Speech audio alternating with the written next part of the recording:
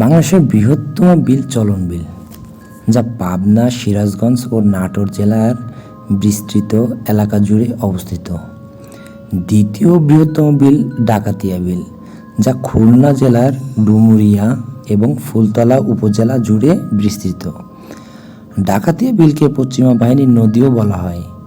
কথিত আছে একটা সময় বর্ষাকালে এই বিলে যখন পানি জমতো তখন অনেক ডাকাতি নাকি হতো, যার কারণে বিলটির নাম ডাকাতিয়া বিল হয়ে গেছে।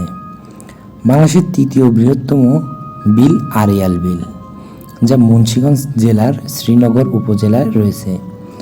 পদ্মা ও ধলেশ্বরী নদীর মধ্যবর্তী জায়গা জুড়ে এই বিলের অবস্থান। তাছাড়া যশোরের ভবদাহ বিল, যা মনিরামপুর, কেশবপুর এবং অভয়নগর উপজেলা জুড়ে রয়েছে। আমাদের আজকের ঘটনা কিন্তু এই ডাকাতিয়া বিলকে কেন্দ্র করে। বিল কেন্দ্রিক অনেক ভৌতিক ঘটনা কিন্তু ঘটে। বিভিন্ন মানুষের কাছে বিলের আবেদন এক এক রকম। কেউ বিলে মাছ ধরে, কেউ বিলে কৃষিকাজ করে। যখন শুকনো মৌসুম থাকে আর ভৌতিক ঘটনা প্রেমীদের কাছে বিল ভৌতিক ঘটনার অন্যতম একটি সোর্স হিসেবে পরিচিত। আজকের আমরা যে ঘটনাটি বলবো, এই ঘটনাটি বিল কেন্দ্র করে, আর সেটি এই ডাকাতিয়া বিলকে কেন্দ্র করে।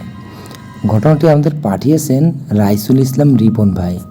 ওনার বাড়ি খুলনা জেলার ডুমুরিয়া উপজেলার ১ নং ধামালিয়া ইউনিয়নের টোলডা গ্রামের। উনি একটি চাকরি করছেন, আর বর্তমানে উনি রয়েছেন উত্তরা ৭ নম্বর সেক্টরে। ঘটনাটি ঘটেছিল ওনার চাচার সাথে। ওনার চাচার নাম মোহাম্মদ সোহরাব মীর, আর ঘটনার সময়কাল ২০১৩।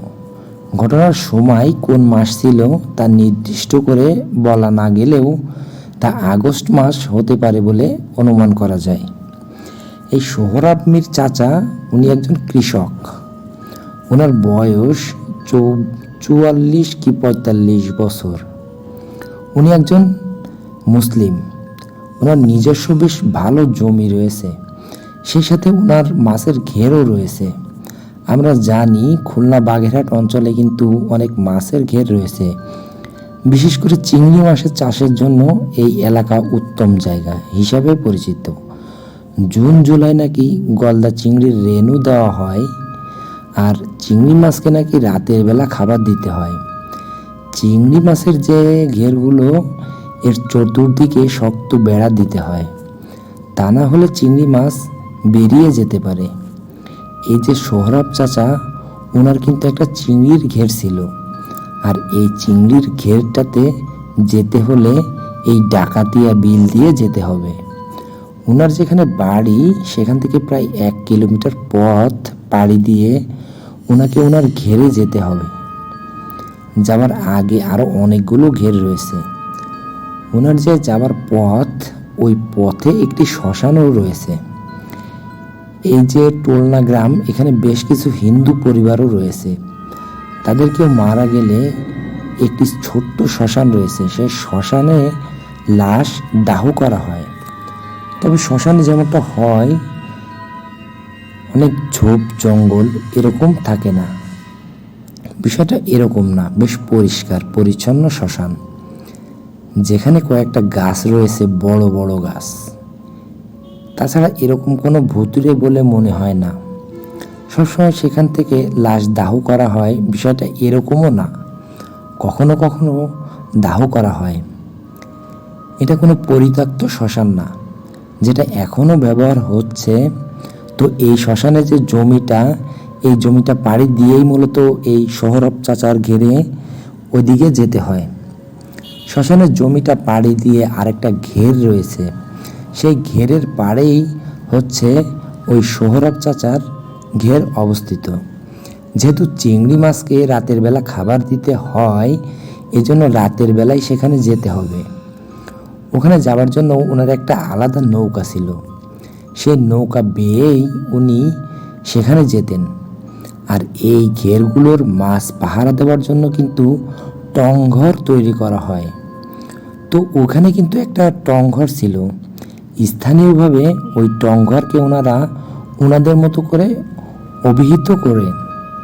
এগুলো বাঁশ দিয়ে, কাঠ দিয়ে, টিন দিয়ে তৈরি করা হয়।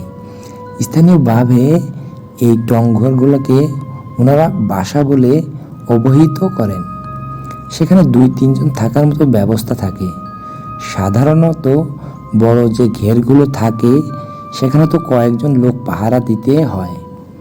তো এই যে সোহরাব মীর চাচা যেই ঘের, এই ঘেরে একটা বাসা বা টং ছিল।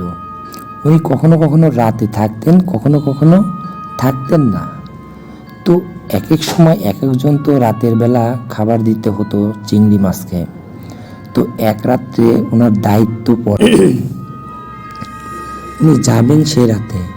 তো উনি যথারীতি রাতের বেলা খাবার শেষ করে নৌকাতে গিয়ে বসেছেন, নৌকাতে খাবার তুলেছেন, এরপর নৌকা চালানো শুরু করেছেন।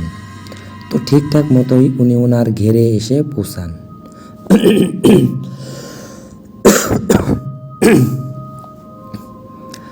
মাছগুলোকে খাবার দেন। খাবার দেওয়ার পর ওনার যে টংঘর সেখানে গিয়ে শুয়ে পড়েছেন। তো টংঘরের মধ্যে মোটামুটি বেশ কিছু জিনিস থাকতো, যেমন কলসি থাকতো, সেখানে পানি রাখা হতো, এরপর কাঁচি, দা, তারপর শাবল, এই ধরনের জিনিসগুলো থাকতো।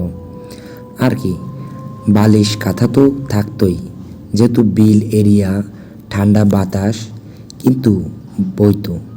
সবসময় ফ্যান লাগতো না, ওইখানে জানালা খোলা থাকলেই ফ্যানের কোনো প্রয়োজন হতো না। জানালাগুলো ওনারা তো যখন ওই টং তৈরি করতেন সেভাবে আসলে তৈরি করতেন। জানালাটা কোথায় দেওয়া যায়, জানালা খোলা থাকলে তো নজরদারি করা যাবে। টংঘরের ভিতরে থেকেও কিন্তু আশেপাশে কেউ আসলো কি না, মাছ ধরছে কি না, এটা কিন্তু বোঝা যাবে। এই জন্য ওখানে কিন্তু জানালাও থাকতো, মানে যেভাবে থাকা দরকার আর কি, ওই জায়গার প্রেক্ষাপটে সেভাবে থাকতো। তো উনি তো ওখানে গিয়েছিলেন, যাওয়ার পর মাছের খাবার দিয়েছেন, এরপর আশপাশটা দেখে উনি শুয়ে পড়েছেন। তো উনি যখন শুয়ে পড়েছেন তখন ওই বাসা বা ওই টং ঘরের দরজাটা উনি সিটকিনি লাগিয়ে শুয়ে পড়েছেন। তো সময়টা আনুমানিক রাত 1টার কাছাকাছি হবে, এমন একটা সময়। আর উনি যখন শুয়ে পড়েছেন ওনার ঘুমও চলে আসে। ওনার কাছে ওই সময় কোনো মোবাইল ফোন ছিল না, তবে ওনার কাছে বড় টর্চ লাইট ছিল, চার্জার টর্চ লাইট, অনেক দূর পর্যন্ত আলো যায়। সেগুলো মানে অনেক আলো হয় যেগুলো আর কি। তো সোহরাব চাচা শুয়ে পড়েছেন, ঘুম ঘুম আসছে বা উনি ঘুমিয়ে পড়েছেন।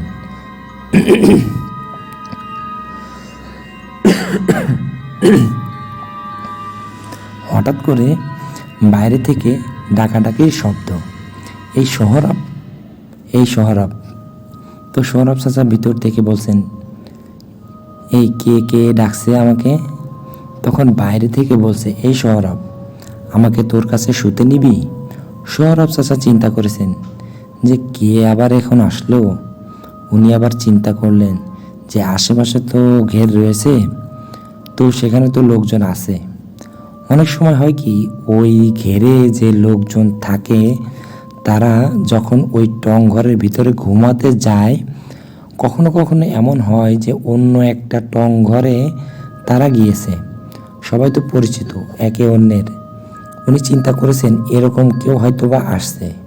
উনি আবার ভেতর থেকে বলছে যে তুমি এখানে এসে শুবা আমার কাছে?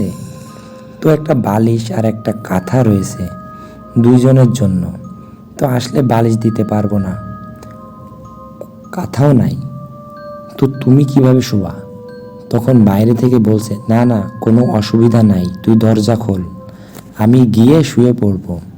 তো সোহরাব কিন্তু বেজায় সাহসী মানুষ, উনি ওই সময় কিন্তু প্যারানর্মাল কোনো জিনিস চিন্তাই করেন নাই। এরকম ঘটনা কিন্তু হয় রাতের বেলা, কেউ এসে বলছে যে আমি এখানে শুবো বা ঘুমাবো, আবার সকালবেলা উঠে চলে যায়, এরকম কিন্তু হরহামেশাই হয়। উনি এমনটাই মনে করেছেন। উনি কি করেছেন, উঠে যখনই দরজার সিটকিনি খুলে দরজা হা করেছেন, অর্থাৎ খুলে দিয়েছেন, তখন রহস্যময় একটা ঘটনা ঘটে। মনে হলো খুব গরম একটা দমকা হাওয়া বাতাস এসে ওনার গায়ে লাগলো। এবং বাতাসটা ওনার পাশ কাটিয়ে ঘরের মধ্যে ঢুকে গেল। তো বিলের যে বাতাস, এটা তো ঠান্ডা হয়, হঠাৎ করে এরকম গরম বাতাস ওনার গায়ে লাগলো, একবারেই লাগলো। এরপরে কিন্তু বাতাস ঠান্ডা, মানে উনি যখন দরজা খুলে কিছুটা বাইরে বের হয়েছেন, বাতাসটা ঠান্ডা। উনি মনে, বাইরে কি এত গরম পড়লো নাকি? অনেক সময় হয় না যে আমরা তীব্র গরমের মধ্যে যখন এসিতে ঢুকি, তখন একটা ঠান্ডা বাতাস আমাদের গায়ে এসে ধাক্কা দেয়। আবার তীব্র গরমের মধ্যে আমরা যখন এসি থেকে বাইরে বের হই, অর্থাৎ এসি রুম থেকে বাইরে বের হই, তখন কিন্তু প্রচণ্ড গরম একটা বাতাস এসে আমাদেরকে ধাক্কা দেয়। এরকমটাই কিন্তু মনে হয়, ওনার কাছে এরকমটাই মনে হয়েছিল। উনি বাইরে বের হয়ে কাউকে দেখেন না, উনি টর্চ লাইট নিয়ে কিন্তু বাইরে বের হয়েছেন, কাউকে দেখছেন না। এত অল্প সময়ের মধ্যে কেউ ওখান থেকে অনেক দূরে চলে যাবে, এটা হতেই পারে না। কারণ বিস্তৃত খোলা জায়গা, তো কেউ হেঁটে গেলেও বোঝা যাবে। আর ওই রাত্রে পরিপূর্ণভাবে চাঁদনি রাত না হলেও আকাশের চাঁদ ছিল, আলো ছিল মোটামুটি। সেই সাথে ওনার হাতে পাওয়ারফুল টর্চ লাইট তো রয়েছেই, এটা দিয়ে উনি আশেপাশে ধরেছেন। কোথাও তো কোনো মানুষজনকে দেখতে পাচ্ছেন না। উনি চিন্তা করলেন, কি ব্যাপার, রাতের বেলায় এসে মজা করলো আমার সাথে। উনি রাগ করে ঘরে ঢুকে দরজার সিট কিনি আসলেই ওইভাবে লাগার নাই, উনি জাস্ট খালি একটা ক্লোজ করে রেখেছেন। এরপর ওনার মাথার কাছে টর্চ লাইটটা রেখে উনি আবার শোবার জায়গাতে শুয়ে পড়েছেন। উনি ঘুমিয়ে গেছেন। বেশ কিছুক্ষণ পর উনি একটা ভয়ঙ্কর জিনিস অনুভব করেন। সেটা হচ্ছে যে ঘুমের ঘোরে উনি কি করছেন, একটা হাত আর একটা সাইডে চলে যায়, মানে উনার পাশে চলে যায়। পাশে যখনই গিয়েছেন উনি বুঝতে পারেন এখানে কেউ একজন শুয়ে আছে। উনি চিন্তা করেন, কি ব্যাপার, এখানে কে শুইল, এখানে তো থাকার কথা না। উনি শোয়া অবস্থাতেই কি করেছেন, ওনার হাত দিয়ে হাত রেখেছেন, মানে যিনি শুয়ে আছেন তার শরীরের উপরে একটা হাত দিচ্ছেন। দেখলেন যে হাত আছে। আবার ওনার পাটা একটু ওই দিকে দিয়ে দেখছেন যে এই লোকটার পা আছে কিনা। দেখা গেল পাও আছে। বোঝা যাচ্ছে যে পরিপূর্ণ একটা লুঙ্গির মতো কিছু একটা আছে। তো উনি যখন হাতের কোনোর কাছ থেকে হাতাচ্ছেন, হাতে হাতে যখন কাঁধ বরাবর এসেছেন, গলার কাছে এসেছেন, গলা থেকে যখন মাথার দিকে এসেছেন, তখন উনি পান প্রচণ্ড রকমের ভয়। কেননা গলার কাছে আসার পর তো মাথা থাকার কথা, গোল আকৃতির বা লম্বা আকৃতির, যেরকমই হোক মানুষের মাথা যেরকম হয়, উনি দেখেন গলার পরে আর কোনো মাথার অংশ নাই। উনি তো পেয়েছেন প্রচণ্ড রকমের ভয়। প্রথমে মনে করেছেন হয়তোবা ঘুম ভেঙে উনি হাত রাখছেন অন্ধকারের ভেতরে, এজন্যই কোনো কিছু দেখতে পাচ্ছেন না। তো এগুলো কি মাথায় থাকবে না? হাত পা স্বাভাবিক মানুষের মতো অনেক সময় ঘটনায় শুনি না যে লোমশ এরকম কিছু, স্বাভাবিক মানুষ যেরকম হয়, অন্ধকারে যদি তাদের শরীর আমরা হাত দেই ওরকম মনে হচ্ছে, কিন্তু মাথা নাই। উনি চিন্তা করলেন, আরে এই জিনিসটা এখানে কিভাবে আসলো। উনি তো প্রচণ্ড রকমের ভয় পাচ্ছেন। ভয়ে ওনার মাথার কাছ থেকে টর্চ লাইট জ্বালাবেন সেটার সাহস উনি পাচ্ছেন না। উনি তো দোয়া দুরুদ পড়ছেন বিড় করে, যা উনি জানেন। এভাবে 30 মিনিট চলে যায়। এই 30 মিনিটের মধ্যে উনি মাঝে মাঝে আবার পা দিয়ে সাইডে একটু টাচ করে দেখছেন যে ওই অবয়বটা পায়ের অংশে তার টাচ লাগে কিনা। উনি দেখলেন যে পায়ের অংশে তার টাচ লাগছে, তার মানে হচ্ছে জিনিসটা এখনো যায়নি। উনি আরও ভয় পাচ্ছেন যে এত দোয়া দ্রুত পড়ছি, যায় না কেন। টর্চ লাইটটাও জ্বালানোর সাহস পাচ্ছে না। এভাবে প্রায় 30 মিনিট পার হয়ে যায়। উনি তখন একটা চিন্তা করেন, এই যে জিনিসটা যাচ্ছে না, ভুতুরে নাকি লোহা, দেখলে ভয় পায়। দেখি একটা কাজ করি তো। ওনার মাথার কাছেই একটা কাঁচি ছিল, কাঁচিটা ওই পাশে যে বেড়া ছিল ওই বেড়ার দিকে গোজা ছিল। এটা ওনার আইডিয়া ছিল, যে কোনো জায়গাতে আছে। উনি এক হাত সরিয়ে ওই কাঁচিটা ধরার চেষ্টা করছেন। উনি এটাও বুঝতে পারছিলেন যে নিশ্চয়ই এই জিনিসটা দেখছে যে আমি কাঁচিতে হাত দিচ্ছি, এখন যদি কিছু বলে উঠে, আমার গলা চেপে ধরে, আমার তো মরণ ছাড়া আর কোনো উপায় নেই। এরপরে উনি সাহস করে আস্তে আস্তে কাঁচিটা হাত দেন।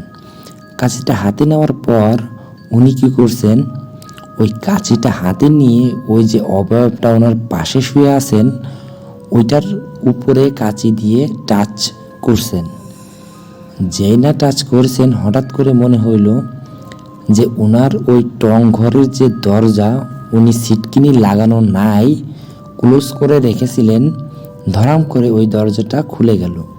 একটা দমকা বাতাস ওই দিক দিয়ে বের হয়ে গেল। এরপর উনি টর্চ লাইটটা চালিয়েছেন। উনি দেখলেন যে না, ওনার রুমে কেউ নাই। উনি বুঝতে পারলেন যে জিনিসটা চলে গেছে। তাড়াতাড়ি উঠে উনি দরজাটা লাগিয়ে শুয়ে আল্লাহর নাম নেওয়া শুরু করেছেন। আর তো ওনার ঘুম আসে না। রাত তখন 3:30টার বেশি বাজে আনুমানিক। তখন বাইরে থেকে ওনাকে কেউ ডাকছে, এই সোহরাব, আমাকে তো শুইতে দিলি না। বললাম যে আমার একটু ঘুমাইতে দে। এই কথা শোনার পর সোহরাব চাচা তো ভয়ে চুপটি করে শুয়ে পড়েছেন। উনি তো এমনি সাহসী মানুষ ছিলেন। ওই রাত্রে এইভাবে উনি ভয় পেয়েছেন। তখন আবার বাইরে থেকে ডাকছে। উনি কি করেছেন, হাতে কাঁচিটা নিয়ে টর্চ লাইটটা নিয়ে দরজা খুলে বাইরে বের হয়েছেন। বাইরে বের হওয়ার পর দেখেন কেউ নাই, শুনশান নীরবতা চতুর্দিকে। তবে অন্যান্য ঘেরগুলোতে রয়েছে, যেখানে টংঘর রয়েছে সে তার ভেতরে মানুষ আছে। তবে একটা ঘের কিন্তু বড় এরিয়া নিয়ে হয়, যার কারণে প্রচণ্ড জোরেও যদি কেউ চিৎকার দেয় তাহলে হয়তোবা ঘেরের ভিতরে থাকা সে শব্দ কেউ শুনবে। তো উনি আর ডাকাডাকি করেন নাই। তো উনি টর্চ লাইট মারছিলেন, মারতে মারতে অনেক দূর ওই যে শ্মশানটা রয়েছে, শ্মশানটা যে অনেক দূর এটাও বলা যাবে না, যেহেতু ঘেরগুলো বড় বড় হয় সেই অর্থে অনেক দূরে। তবে শ্মশানের ওই জায়গাটা স্পষ্টভাবে দেখা যায়।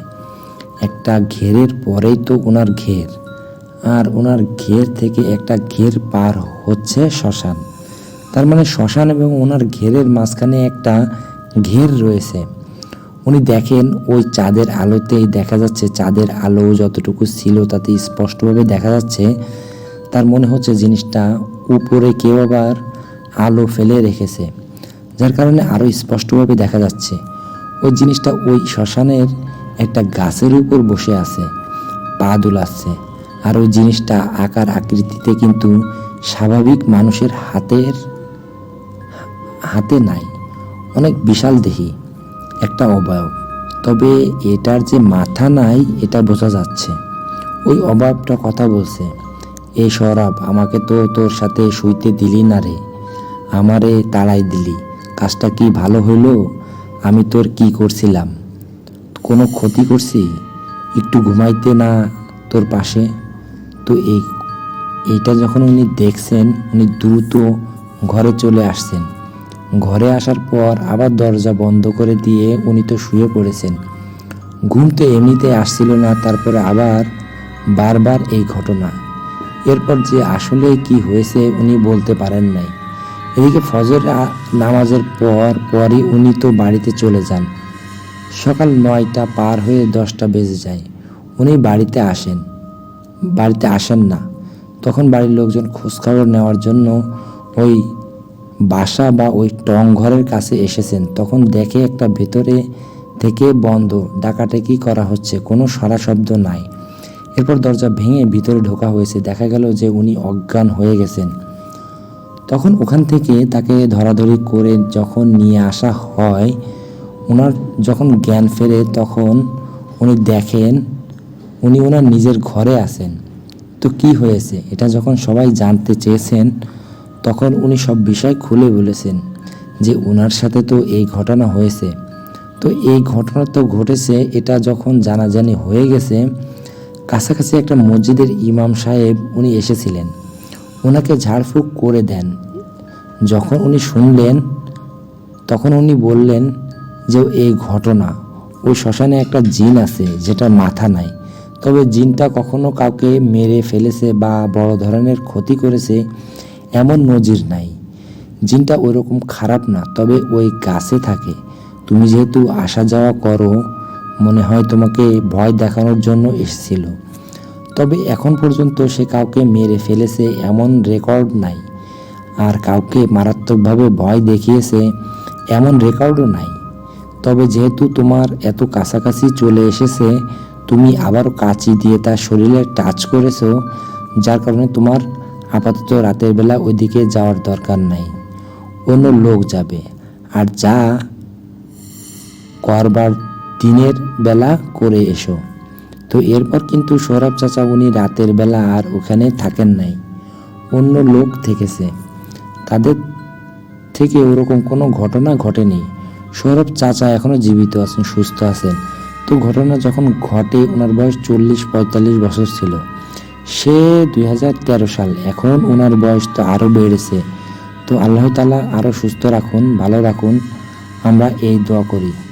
প্রিয় লিসেনার্স, আপনারা এবার ভাবুন তো, রাতের বেলা আমরা শুয়ে আছি, শুয়ে থাকার পর হঠাৎ করে আমাদের হাত গেল এমন একটা জায়গায় যেখানে কেউ ছিল না, অর্থাৎ আমরা একা একাই শুয়েছিলাম। ঘুমের ঘরে এমন একটা জায়গায় হাত গেলেও মনে হচ্ছে পাশে কেউ শুয়ে আছে। আর হয়তোবা হাতটাতে যখন আমরা বুঝতে পারবো যে শুয়ে আছে, তার মাথা নাই, কেমন ভয়টা লাগবে। তখন কি আমরা শুয়ে থাকতে পারবো? এখানেই তো হার্ট অ্যাটাক করে মরে যাওয়ার মতো অবস্থা হবে। হয়তোবা আমরা কেউ কেউ তখন মরেও যেতে পারি। আল্লাহর অশেষ রহমতে এই সৌরভ চাচা যে সাহস ধরে রেখেছেন, দোয়া দরুদ পড়েছিলেন, আর সাহস করে ওই কাঁচিটা যে ওইভাবে শরীরে টাচ করেছিলেন, এটা চিন্তা করলেই তো আমাদের ভয় লাগে।